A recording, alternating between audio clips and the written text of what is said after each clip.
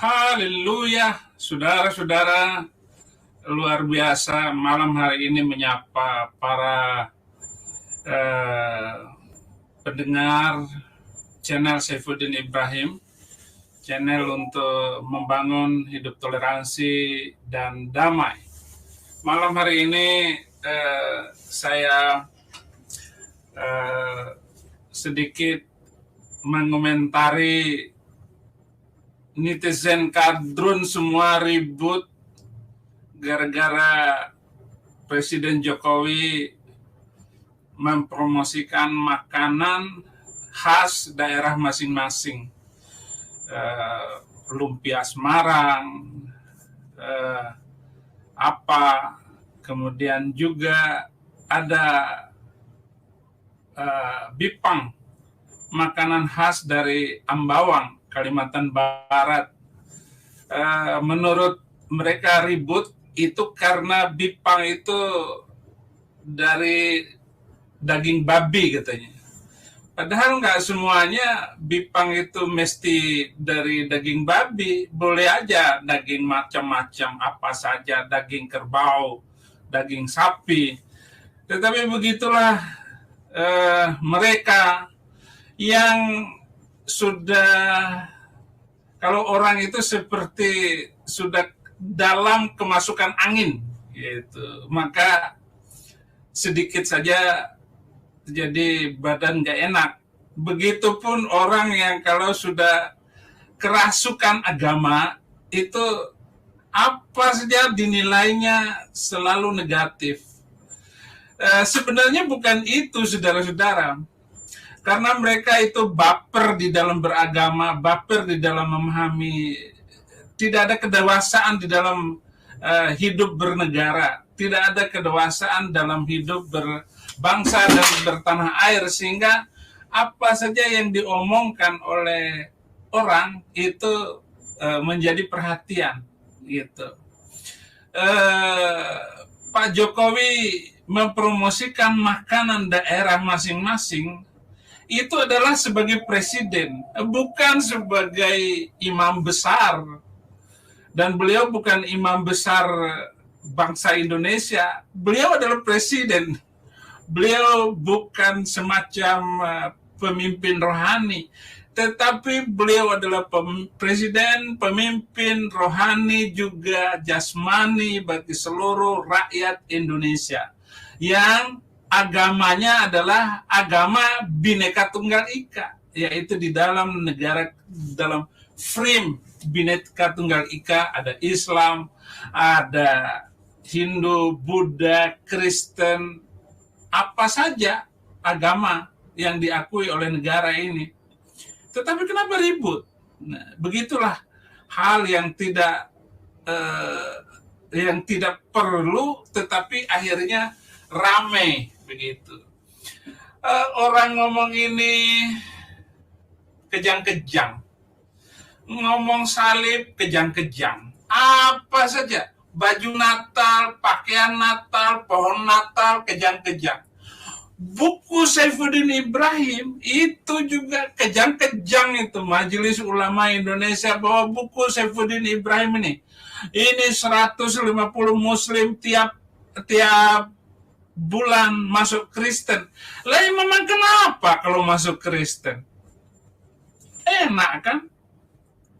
Daripada di Islam dibully habis sama teman-temannya, diejek dan dihina karena beragama yang tidak sesuai dengan apa keinginan mereka, dengan cara mereka. Nggak usahlah kami orang Kristen gitu, ya, nggak usah kami orang Kristen. Orang jemaah Ahmadiyah saja dibunuh, dihabisin, itu masih sholatnya lebih rajin daripada yang membunuh, ya, lebih rajin dari mereka. Ya kenapa dimusuhin? Syiah sama Sunni, contoh, itu nggak pernah habis sampai sekarang, sejak awal zaman. Sudah 1400 tahun yang lalu. Itu bunuh-bunuhan sampai hari ini. Nggak pernah habisnya keributan antara Syiah dengan Sunni. dan gambaran kehancuran Syria hari ini itu karena perbedaan denominasi di dalam Islam. Beda cara membaca, beda pemahaman kalam di dalam ilmu kalam, maka muncul berbagai macam sekte Islam dan itu bunuh-bunuhan. Tapi memang sejak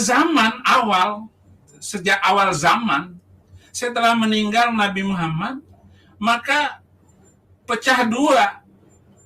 Ya, akhirnya naiklah Abu Bakar yang mengganti. Itu nggak ada selesainya. Abu Bakar hanya sebentar, 2,5 tahun. Umar bin Khattab menggantikan Abu Bakar. Itu dibunuh oleh sesama Muslim. Naik lagi Utsman, dibunuh lagi oleh sesama Muslim. Naik lagi Ali bin Abi Thalib yang menjadi imam awal Syiah. Itu. Pecah lebih besar lagi. Sampai hari ini antara Syiah dengan Sunni itu nggak pernah berkehabisan. Makanya Syiah kalau ada di Indonesia, itu dihabisin oleh kadrun-kadrun. Itulah yang terjadi. Kenapa harus begitu? Saya heran gitu. Saya heran. Nah, kalau saya terlibat terus di dalam pertentangan keagamaan waktu saya Islam, saya juga di Muhammadiyah, saya juga di negara Islam Indonesia waktu itu, nggak pernah habis, selalu ribut masalah sepele. Iya, cara berwudunya begini, cara i'tidalnya begini, tahiyatnya begini, dan seterusnya dan seterusnya. Itu saja menimbulkan keributan. Ada yang sholat harus jidat hitam, harus ada bekas min atharis sujud, dzalika mathaluhum fit Taurat wa mathaluhum fil Injil. Jadi itulah bekas sujud. Itu sudah ditulis dalam Taurat dan Injil, sudah disebutkan di dalam Taurat dan Injil. Nah, bekas sujud itu harus jidat hitam katanya. Itu yang bagi yang jidat hitam. Bagi yang nggak mau jidat hitam karena sering ke salon, yang nggak muncul jidat hitamnya, hitam jidatnya. Ini saja menjadi keributan sampai hari ini. Jilbab, jilbabnya harus begini begitu. Yang nggak berjilbab masuk neraka. Gitu. Karena wanita itu rambutnya saja aurat. Masa rambut aurat? Gitu. Dulu nggak berjilbab kayak begini, zaman-zaman awal, rambut masih kelihatan kok. Waktu Asma datang kepada Nabi Muhammad yang memunculkan akhirnya harus jalabi bihinna, gitu, agar menutup jilbab. Jilbab itu menutup dada, gitu. Karena dada waktu itu kelihatan, maka harus ditutup. Itu teguran untuk Asma, kakak Aisyah yang bertemu dengan Nabi Muhammad waktu itu. Kenapa? Selalu diributkan masalah jilbab itu sampai hari ini. Ada yang jilbab hanya sampai cadar, sampai tutup, yang nampak hanya mata saja. Tangan juga ditutup, pakai kaos tangan sampai hari ini. Kita tidak ribut masalah itu sebenarnya. Kenapa sampai ke sana beragama itu? Kenapa harus baper? Gitu. Nah, bipang aja kenapa harus presiden yang minta maaf, minta ampun kepada rakyatnya? Orang dia presiden. Orang Jawa juga itu, orang Jawa yang saya tahu sejak saya masuk Solo, mereka sudah makan celeng. Mereka bilang nggak makan babi kok, saya makan celeng. Itu. Celeng itu babi hutan. Gitu. Kan yang diharamkan itu adalah babi. Yang kami makan adalah celeng. Hurrimat alaikumul maitata waddama walahmal hinzir. Diharamkan atas kamu bangkai, darah, dan daging babi. Yang diharamkan daging babi. Kami makan celeng katanya. Banyak. Zaman-zaman awal saya datang 1984 itu datang ke Solo. Itu saudara-saudara orang Jawa itu biasa saja makan daging babi yang dibeli di pasar Kleco, pasar Klewer. Ada tempat khusus menjual babi di sana. Tapi mereka bisa bilang celeng karena bahasa Jawa babi itu ya celeng. Gitu. Mereka nggak mengakui makan babi, tapi makan daging, makan celeng katanya. Sampai begitu, saudara-saudara. Nah, orang Jawa tidak terlalu merepotkan masalah makan dan minum. Nah, setelah masuknya itu pengajian kaum kadrun, maka ributlah sampai hari ini. Apa sih salahnya daging babi? Enggak salah. Nah, dari Al-Maidah ayat 3 itu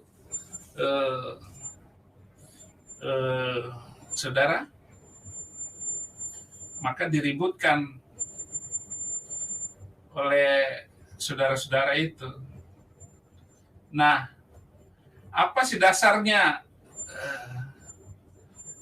daging babi itu diharamkan? Zakir Naik itu ketika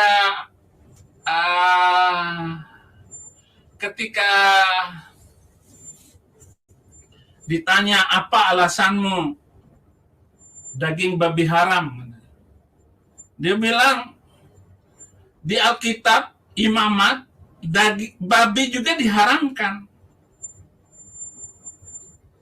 Oke. Kalau mengharamkan daging babi karena dari kitab Imamat, kenapa hanya babi yang diharamkan? Padahal di dalam kitab Imamat itu bukan saja babi, tetapi unta juga itu diharamkan. Nah, begini,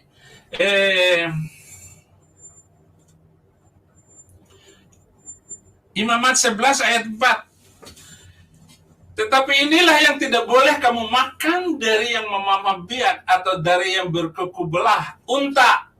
Karena memamah biak tetapi tidak berkuku belah. Haram itu bagimu.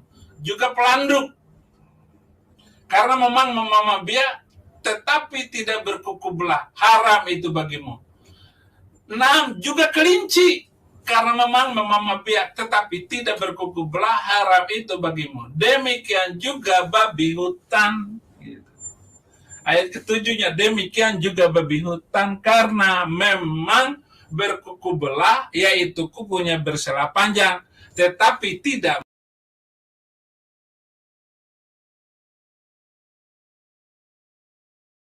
yang diharamkan itu hanya onta, gitu. Kalau yang diharamkan itu hanya babi, kenapa onta tidak, pelanduk tidak, kelinci tidak? Di Bandung itu ada sate kelinci, rasanya kayak sate ayam.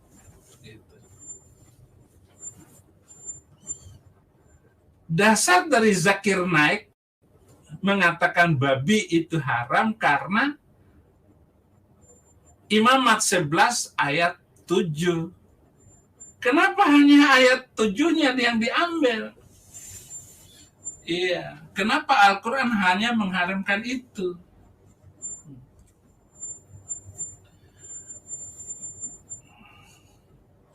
Nah, inilah hal yang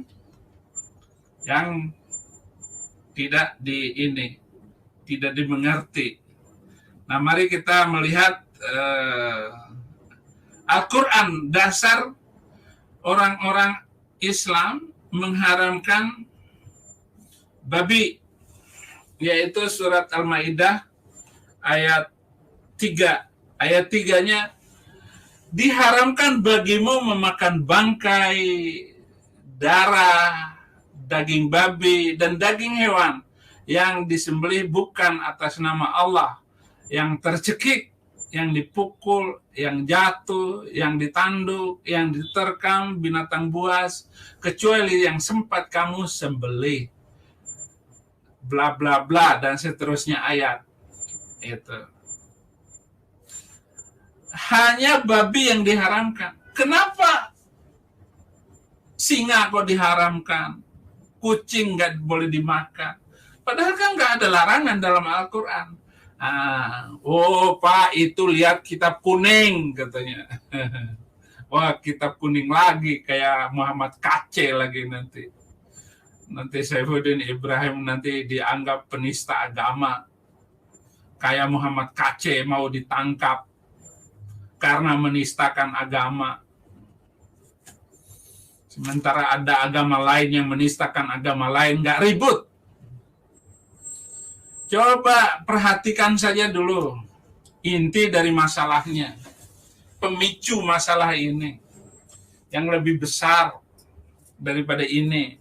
Kenapa sih dengan omongan Pak Jokowi begitu saja kok ribut? Mau pesan pipang aja kok dari Ambawang ribut. Nanti gambar macam-macam. Oh, itu gambarnya kayak salib. Itu kok ribut saja. Yang dipermasalahkan seperti itu. Gambar Palu Arit aja diributin. Kapan selesainya? Kapan dewasa ini bangsa? Dan saudara-saudara, mari kita mendewasakan hidup beragama kita.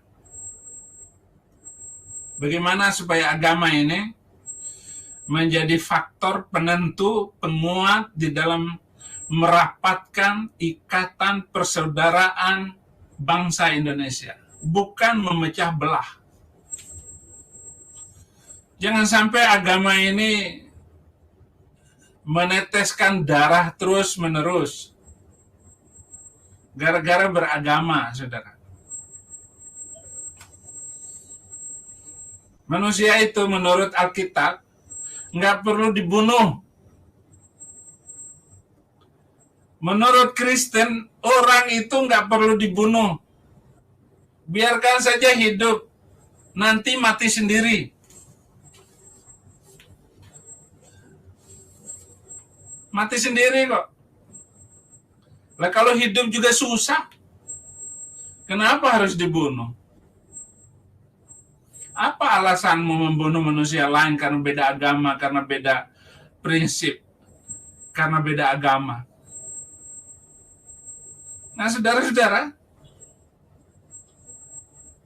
saya minta kita sama-sama hidup bernegara dalam beragama ini, agar kita makin dewasa dan makin mencintai.